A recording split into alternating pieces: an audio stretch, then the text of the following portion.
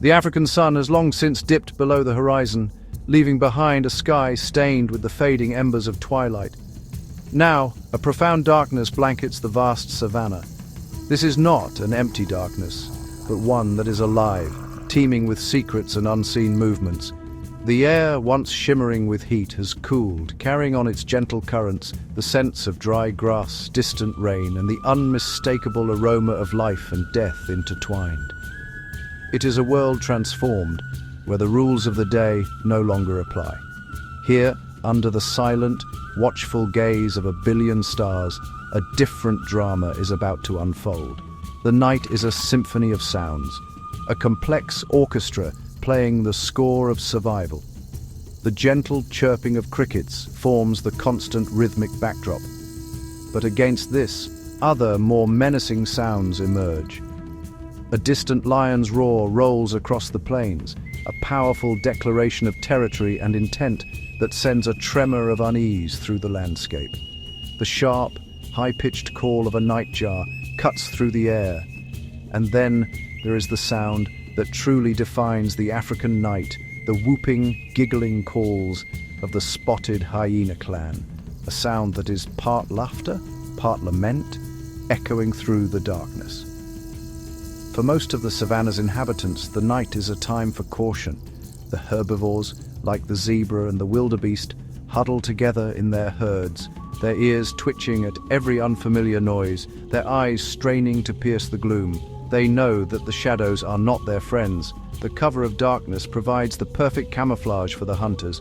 Predators, their senses sharpened by the night, are on the patrol.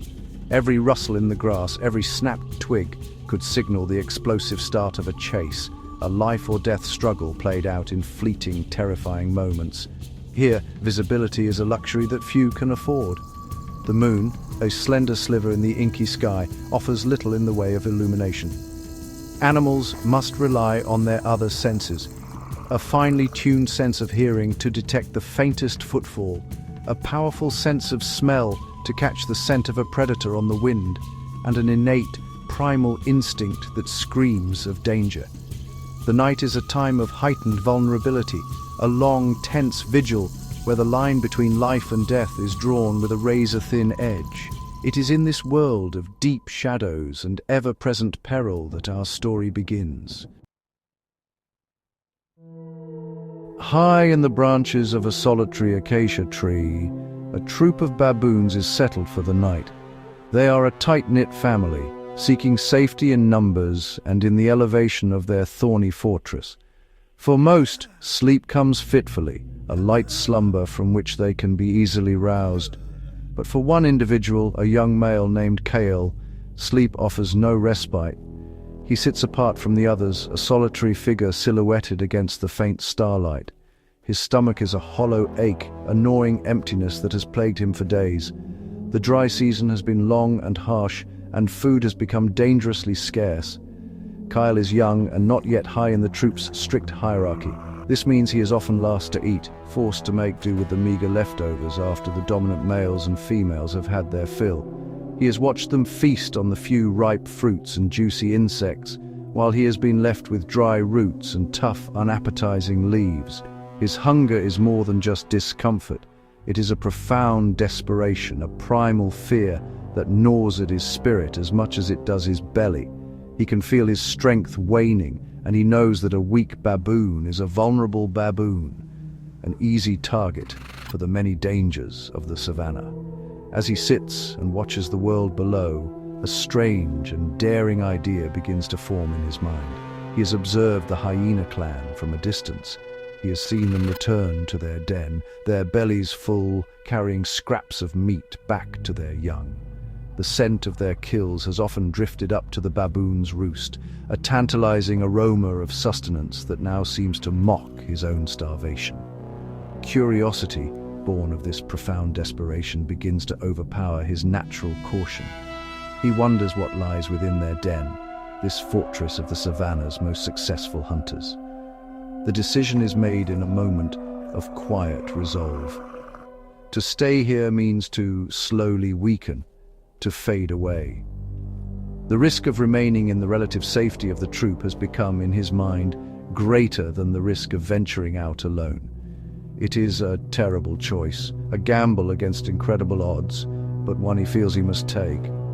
With a final lingering look at his sleeping family, Kale begins his silent descent from the tree. He moves with a stealth he did not know he possessed, his feet finding sure holds on the rough bark. His heart pounding a frantic rhythm against his ribs. He is now alone in the great dark wilderness.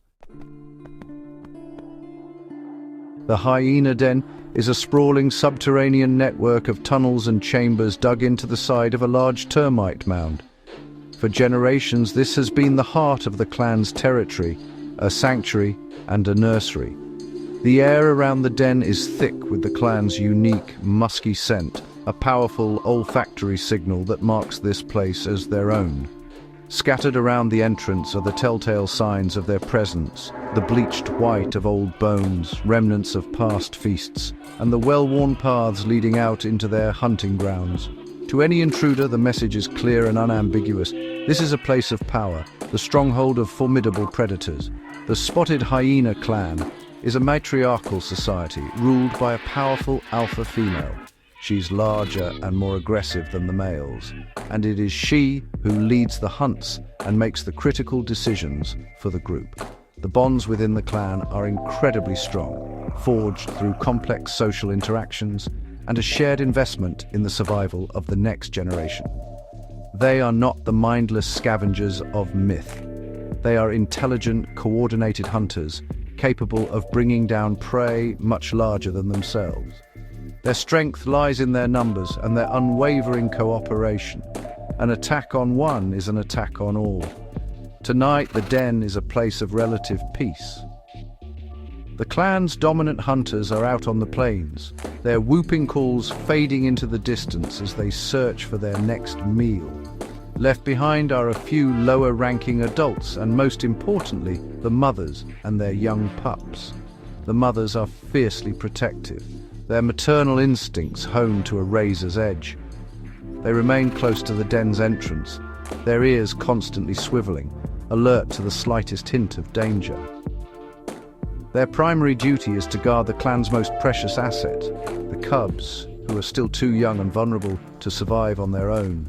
The pups themselves are small, dark bundles of energy, born with their eyes open and their teeth already emerging.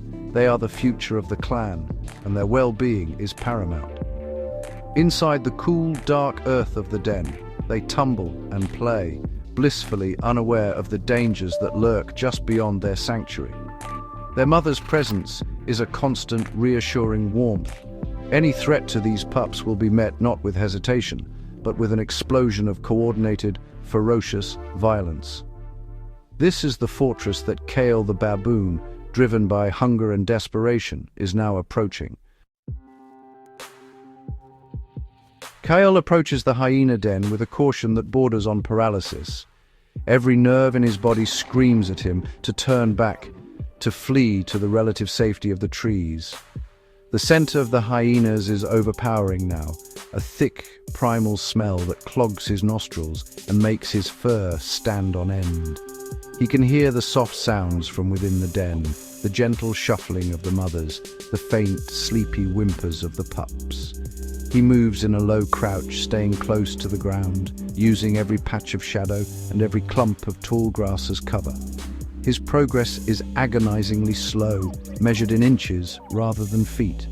He freezes behind a small bush near the den's entrance, his heart hammering against his chest. He can see them now. Two large female hyenas are standing guard, their powerful silhouettes framed against the starlit sky. They seem relaxed, but Kyle knows this is a deceptive calm. Their heads are up, their ears are constantly moving, scanning the night for any sign of trouble.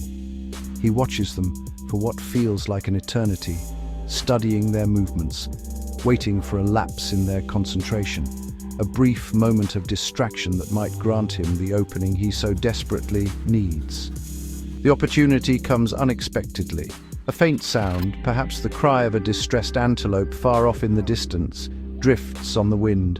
Both sentinels turn their heads in unison towards the sound, their bodies tensing, their full attention momentarily diverted It is a fleeting window, lasting only a few seconds, but it is enough. In that instant, Kyle makes his move. He darts from his hiding place, a silent grey blur moving with astonishing speed. He does not run towards the main entrance, but to a smaller secondary opening he had spotted, partially obscured by roots and rocks. Slipping into the narrow tunnel is like entering another world. The air inside is cool and thick with the smell of damp earth and the warm animal scent of the hyena family. The darkness is absolute, a complete blackness that his eyes struggle to penetrate. He is now inside the belly of the beast, a trespasser in one of the most dangerous places on the savannah. He can hear the soft, rhythmic breathing of the sleeping pups just ahead. His own breathing is shallow and rapid, each gasp a loud betrayal in the suffocating silence of the burrow. Every instinct tells him this is madness, yet the gnawing hunger propels him forward. Deep within the earthen chamber, Kyle pauses, allowing his eyes to adjust to the profound darkness. Slowly, shapes begin to resolve themselves from the blackness. He can just make out the forms of several small pups, huddled together in a heap for warmth. They are so small, so utterly vulnerable. A flicker of something other than hunger passes through him, a momentary recognition of their innocence. But the sharp pang in his belly is a brutal and immediate reminder of his purpose. He cannot afford sentiment. Survival is a selfish, singular focus in this harsh world. He must act quickly, before his courage fails him or his presence is discovered. He inches forward, his padded feet making no sound, on the soft, sandy floor of the den. He can feel the warmth radiating from the pile of sleeping pups. He extends a hesitant hand, his long fingers trembling slightly. Which one? The choice is arbitrary, a random selection in a desperate lottery. His fingers brush against the coarse, dark fur of a pup near the edge of the pile. The pup stirs slightly in its sleep, letting out a soft, contented sigh. Kyle's heart leaps into his throat. He freezes, every muscle in his body rigid, waiting for the alarm to be raised. But the den remains silent. With a final surge of desperate resolve, Kyle acts. His movements are now swift and decisive.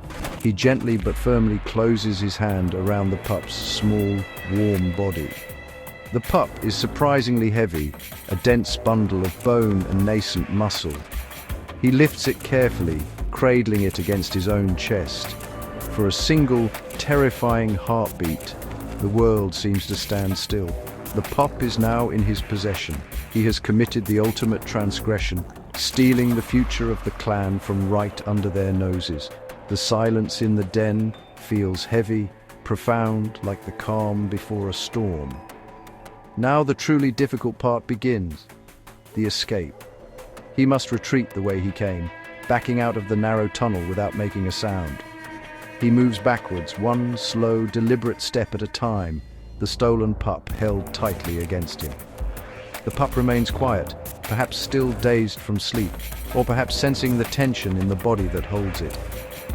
Kyle can feel the pup's tiny heart beating against his own, a rapid, frantic rhythm that mirrors his own terror. He is almost at the tunnel entrance, almost back in the open air. He dares to hope for just a moment that he might actually succeed. Kyle emerges from the den's side entrance, blinking as his eyes readjust to the starlight. He is back in the open, but he is far from safe. The pup, cradled in his arm, is beginning to stir more purposefully now. It is no longer sleepy and content. It is confused and frightened by the unfamiliar scent of the baboon and the strange, jolting movements. It begins to wriggle, its small body squirming in Kyle's grasp. Kyle tries to hold it tighter, to soothe it with a low, guttural sound, but it is no use. The pup is a creature of instinct, and its instincts are screaming that something is terribly wrong. And then it happens. The pup opens its mouth and lets out a cry. It is not a loud sound, more of a high-pitched, plaintive whimper. But in the stillness of the night, amplified by the focused senses of the hyena mothers, it is as loud as a thunderclap. It is a sound of distress, a call for help that is instantly recognizable to every member of the clan. For a split second, there is a shocked silence. Kyle freezes, the pup's cry echoing in his own ears, a death knell for his desperate plan. He knows, with absolute certainty, what is coming next. The reaction from the hyena sentinels is instantaneous and explosive. Their heads whip around, their ears pinpointing the source of the cry with unerring accuracy. They see him then, the shadowy figure of the baboon, a thief in the night, holding one of their precious young. A low growl rumbles from deep within the first mother's chest, a sound of pure, unadulterated fury. The second mother lets out a sharp staccato bark, a call to arms that slices through the night. The relative peace of the den is shattered, replaced by a rising tide of chaos and rage. From within the den and from the surrounding darkness comes an answering chorus. The other adults who were resting nearby are now awake and alert. The mothers rush from the den entrance, their teeth bared, their eyes wild with protective fury. The air is suddenly filled with the terrifying sounds of the clan mobilizing for battle, a cacophony of whoops, growls and barks. Kyle had gambled that he could be silent and swift, but he had underestimated the unbreakable bond between a mother and her young. Now, the full terrifying force of the hyena clan is about to be unleashed upon him. There is no time for thought, only for pure, unthinking instinct. The moment the first growl rips through the night, Kale is already moving. He turns and flees, his long legs pumping, his powerful arms propelling him across the open ground. He abandons all pretense of stealth. Survival is now a matter of pure speed. The pup, still clutched tightly in one arm, is a wriggling, crying burden, its weight seeming to double with every stride. Its ongoing cries serve as a living beacon, guiding the furious pursuit, ensuring that Kyle cannot simply melt back into the shadows from which he came. The hyenas are a terrifying sight in motion. They do not run with the elegant grace of a cheetah, but with a relentless, loping gait that devours the ground with deceptive speed. They are built for endurance, capable of maintaining a chase for miles. Their powerful jaws, designed for crushing bone, snap at the air, just inches behind Kale's heels. The sound is a nightmare symphony of guttural growls, furious whoops, and the heavy thud of their paws on the dry earth. They are not just chasing him, they are a wave of fury, a coordinated pack intent on retrieving their stolen pup and exacting a terrible price for the intrusion. Kyle's mind is a maelstrom of terror. He risks a glance over his shoulder, and his heart plummets. They are so close. He can see their eyes, glinting with rage in the faint starlight. He can smell their hot, fetid breath. He is running for his life, but he is running on open ground, the hyena's preferred territory. His only hope is to reach the trees, to find a vertical escape route where their terrestrial power will be nullified. The acacia tree where his troop sleeps seems a lifetime away, an impossible sanctuary on the distant horizon. Every muscle in his body screams with effort and fear. The chase is a frantic, desperate ballet of predator and prey. Kale zigzags, trying to throw off his pursuers, but they are too numerous and too smart. They work together, fanning out to cut off his escape routes, attempting to flank him and bring him down. One large female lunges, her jaws snapping shut, just a fraction of an inch from his trailing leg. Kyle yelps in terror and puts on a fresh burst of speed he didn't know he had.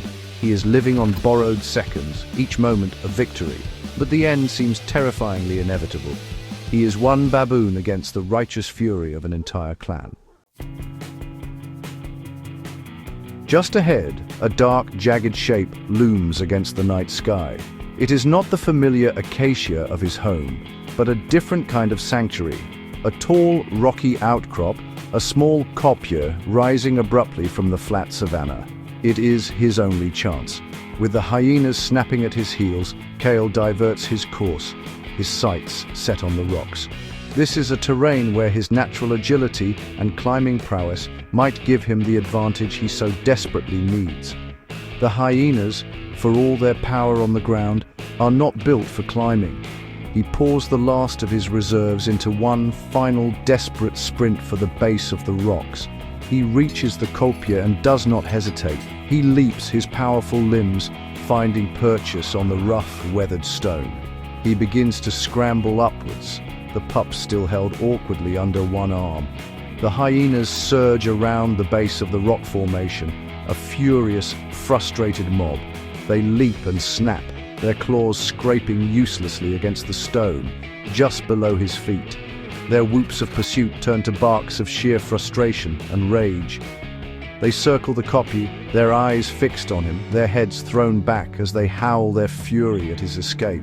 For the moment at least, he is out of reach of their deadly jaws. Kyle continues to climb until he finds a secure ledge, high above the frantic pack. His entire body is trembling, not just from exertion, but from the sheer, mind-numbing terror of the ordeal. His lungs burn and his limbs ache. He collapses onto the ledge, his back against the cold stone. The stolen pup still held fast. The pup has finally fallen silent, its small body trembling. Kyle looks down at the tiny creature, his prize, the reason for this entire catastrophic misadventure. The gnawing hunger in his belly is now completely forgotten, replaced by the cold, sharp reality of his situation. He is safe from the hyena's jaws, but he is trapped. The clan below shows no sign of leaving. They have laid siege to his rocky fortress, their glowing eyes a ring of patient, menacing sentinels. He cannot go down. He is alone, isolated, and has made a powerful, unforgiving enemy. He has won the chase, but he has lost so much more. He has exchanged the gnawing ache of hunger for the cold grip of isolation and the certainty of future conflict. He looks from the terrified pup in his arms to the furious clan below, and the full weight of his reckless decision settles upon him. As the first hint of dawn begins to streak the eastern sky with pale light, the stalemate continues. Kale remains perched on his rocky prison, and the hyena clan maintains its patient, unwavering vigil below. The night of terror has given way to a day of bleak uncertainty. The stolen pup, exhausted and frightened, lies limply in Kale's arms. It is no longer a potential meal. It is a burden, a symbol of a catastrophic miscalculation. The desperate gamble that was meant to ensure his survival has instead led him to this isolated, precarious impasse, caught between a furious enemy and an uncertain future. This single dramatic event reveals a fundamental truth of the wild. Every action has a consequence, and the drive to survive often forces creatures into making desperate, high-stakes choices. Kyle's hunger was real, his situation dire. From his perspective, the risk was necessary. But nature is not concerned with perspective. It operates on a brutal, unforgiving logic. In stealing the pup, he violated a sacred law of the savannah. He threatened the young of another powerful group. The clan's response was not personal, it was instinctual, a necessary and violent defense of their future. The wild is a constant, complex negotiation between risk and reward. For Kale, the potential reward of a meal was eclipsed by the devastating risk of confronting a unified, protective family. For the hyenas, the loss of even one pup is a significant blow to the clan's continuity, justifying any risk to retrieve it and punish the perpetrator. This drama, played out on a small, rocky stage, is a microcosm of the daily struggles faced by countless animals. Survival is not a given, it is earned, fought for, and sometimes paid for at an incredibly high price.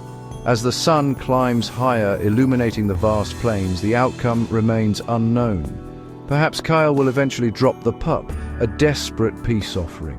Perhaps the hyena's patience will wane, and they will move on. Or perhaps this confrontation will end in a final, tragic conclusion. Whatever happens, the lesson is clear. Bold actions in the wild can lead to great rewards, but they can also lead to ruin. For Kale, the baboon who dared to rob a hyena's den, The desperate search for a single meal has cost him his safety, his freedom, and has left him utterly alone, facing the harsh, unforgiving consequences of his choices.